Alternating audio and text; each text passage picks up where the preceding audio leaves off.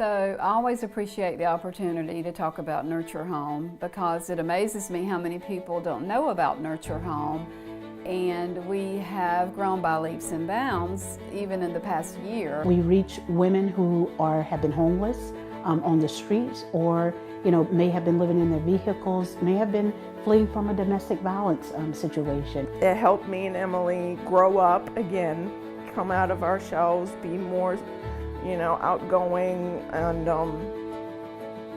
come to appreciate life again. I'm not abusive, I'm not on drugs, I just fell into a really hard place and had my son with me there. Nurture Home actually gave me my life back. They taught me it's okay to ask for help, it's okay to trust people.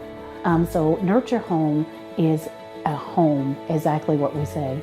A home where it's calm, a home where women can come and they can just have that opportunity to be in a positive environment and have that time to themselves where they are able to just debrief and get rid of some of those layers of stress. I told some of the ladies this morning that it's their stories that convey the message. I can go out and speak about Nurture Home and speak about our interventions and our philosophies and our mission, which is restoring hope to homeless women and children.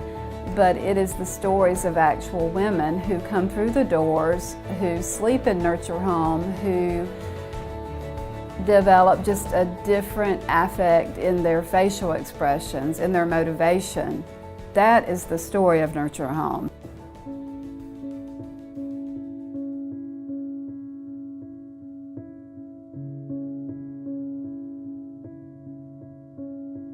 My name is Judith. I came to Nurture Home in, I think, the spring of 2012 with my daughter Emily. We were in the Cumbie Center before this, but I left my husband in 2011, October 29th, after he tried to shoot himself in the bedroom. He had locked himself up. I called 911. My daughter was screaming and yelling, freaking out. Daddy's gonna shoot himself, Daddy's gonna shoot himself. 911 showed up, arrested him, got the shotgun from him. And after that, the police officers came back and said, "Ma'am, do you need to go somewhere safe?" I used to live in Virginia, that's where I'm from. I got pregnant and became homeless living in Virginia. And I went to go live in a shelter up there. And then my uncle passed away 2 years after my mom had passed away. And those were like my parents, so my uncle was kind of like the last parent I had. I found Nurture Home. I had went into the Aurora Pavilion. From the Aurora Pavilion, I went to Cumbie Center Safe House. And my time was, I had stayed at Cumbie Center Safe House for, I think it was almost 3 months. And the ladies there helped me to get into Nurture Home. And I came to Nurture Home and I found structure. I got some structure in my life when I came to Nurture Home. They gave me an hour to pack a bag or two. Emily was, of course, frantic, in tears, crying, screaming, running around the house, trying to find her favorite toys that she thought she could take. We had a big suitcase, and she had, I think, a backpack at the time that we were able to take. They took us to the Cumbie Center, which I'm very grateful for, that they had availability at that time.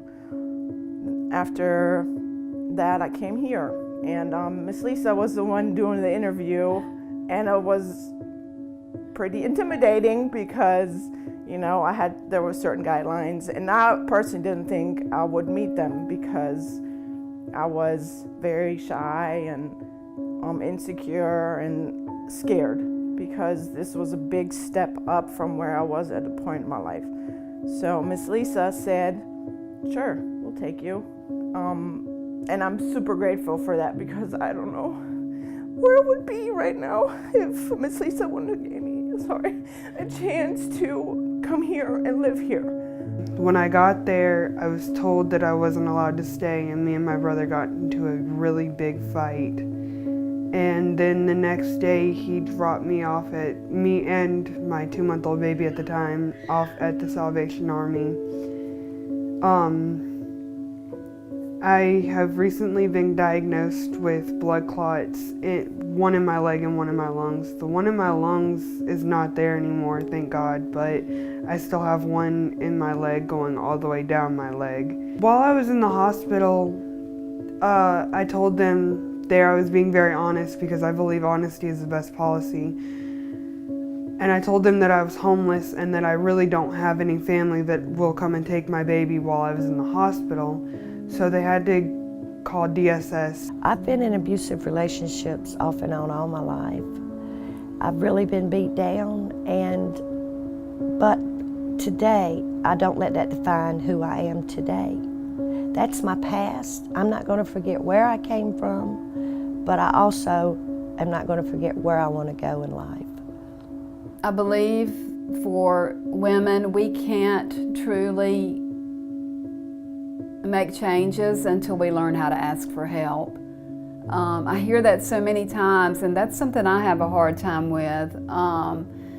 I grew up in a family with a very strong mom and a dad who I was just his pride and joy, but he struggled with alcoholism, and so my childhood was a little shaky, and there was a little bit of uncertainty as to how my evenings were going to be at times. Of course, I had a bed to sleep in, but I can relate to the uncertainty of some of the children who come to Nurture Home, just not quite sure how the home environment's going to be or where we'll be home. So we carry those things in our hearts, our childhood experiences, both the wonderful ones and those that were at times a little scary and traumatic. I was in an abusive relationship beginning in my early 20s, almost until I was 27 or 28. And I was separated from my family. As I've grown and matured, and especially grown in my faith, I understand that my family just didn't know what to do. They didn't throw me away. They just, didn't know what to do with my choice. And at the same time, I was very trapped by that horrific abuse. And so when I tell the women at Nurture Home that I understand, I know it's a struggle then for them to truly believe that, because they see the Lisa that I am now. But it really doesn't matter to me that they believe me, because it's not about their belief, it's that I'm able to truly understand them. It was a lot of struggle. I was suicidal. I tried at least once when we were together, but Emily walked into the room, and I guess she saved me, because I was like, why do this? Why be selfish if you have this cute little girl? I'm lucky it didn't work. I really was. I got a job when I came here. I started working at the food line down the road. So I would work there, walk there every day, and come home and take care of my child. After that, I started volunteering at the SPCA, because animals always have been my passion. So I would go there if I had time to volunteer. And then I went to Aiken Tech, actually, doing the vet assistant class. I want to go to school for cosmetology and nails, and I want to start earning money, and so I can get on my own feet, so I won't ever have this problem ever again. It's a safe place to be, but they also have rules that you have to go by. They're not hard rules, but they teach you to be more independent, to be more self-sufficient. They lead you in the right way, but they encourage you to take the steps that you need in order to find places and things that you can do to better yourself. We're here to help be alongside them, to help them to find a permanent housing solution for their families. We're here to help them with their self-determination, help them with getting counseling, some financial management, some financial counseling, and other areas of resources that can help them become more stabilized and have a better living opportunity for them and their families. Women can come into Nurture Home because they're homeless, and that homelessness comes from many different avenues. They may have lost their job, they may have been referred through Cumbie Center, which is our emergency domestic violence shelter here, and it's short term. We're doing a survey to find out, it's a point-in-time count for essentially a homeless assessment. Because Nurture Home is a program that serves the homeless, we have for a long time needed to look more closely at the issue of homelessness in Aiken County. The point in time is actually one day of the year. We're going to see how many homeless people were homeless on that day by the definition, by the federal government's definition. And that's done nationwide on this day? I believe wholeheartedly we can't really affect an issue until we understand it more clearly. We need to know how many truly homeless people are in Aiken County. Naturally, it's important for funding that may give us more shelters. We turn women away every day. Our Salvation Army shelter, which is an emergency shelter, turns people away. 2013, what was it, like the spring of 2013? I left here.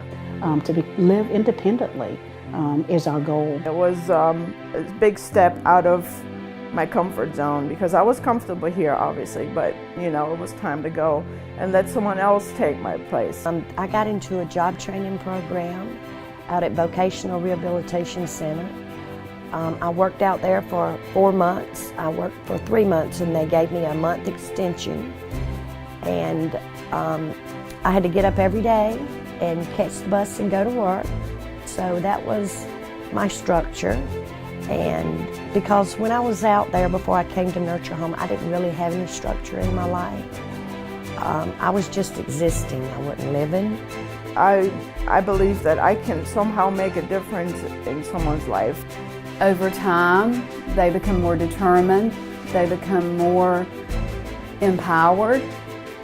They begin to see that life can be different for them, and that is what we see as turning the corner. Don't give up, that it does get better. You have to believe in yourself, and it is okay to ask for help. It is okay to ask for help. The first thing, it is okay to ask for help. I asked God for a mighty work to do, and He sent me to Nurture Home. I tell them that their story becomes my story, and it's because the things that they say, the growth that I see in them, motivates me to continue, not just in this work, but just as a woman trying to live beyond hardship.